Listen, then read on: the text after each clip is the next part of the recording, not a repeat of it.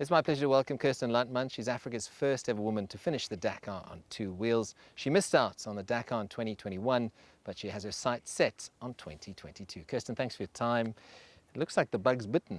Oh, yeah.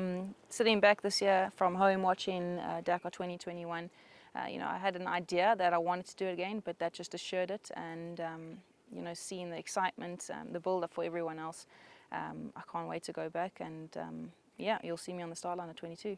As someone who almost lost their life in the sport that you love so much, was Dakar a different type of fear, or was there sort of an anticipation? Or because it's the desert, it's Dakar, it's difficult. Tell us a bit more about that.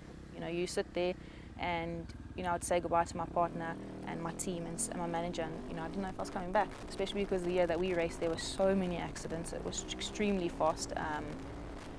Unfortunately, 2 guys lost their lives, and you're riding and you see a helicopter, and now associate seeing a helicopter with medics, and I'll just start praying, please Lord, whoever that is, let them be okay. They hope the injuries aren't too critical, and you would get there and you would see the medics. So you just kept seeing that every day, and then I would think to myself, like, why am I here?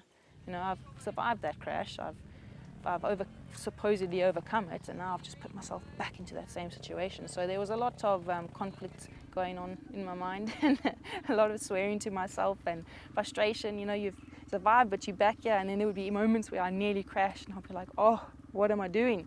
But I suppose I'm all for challenging myself and putting myself, like, I like to be in a comfort zone, but I like to be on the edge of it. Now, speaking of the adrenaline, you're going back 2022, but you're going to the original class, as it's called. Tell us a bit more.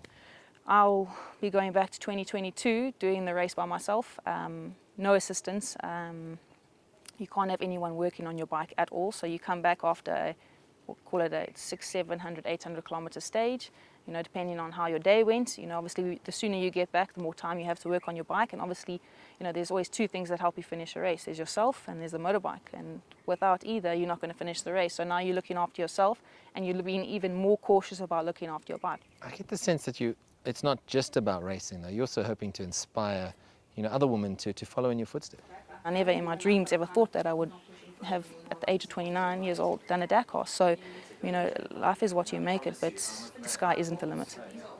Speaking of which, after Dakar, you continuously set these bars high. Is there an opportunity to potentially, or consideration to jump in a 4-wheeled vehicle? They always say that's the transition from a motorcycle rider to get into, if you've got a roll cage around you, it's safer, faster but safer. Don't ever turn down opportunities. I'm always open for whatever comes my way. I take it with open arms, and whichever direction it takes me. So it certainly is an option, and it's something I have not thought about. So it's definitely something I would like to do.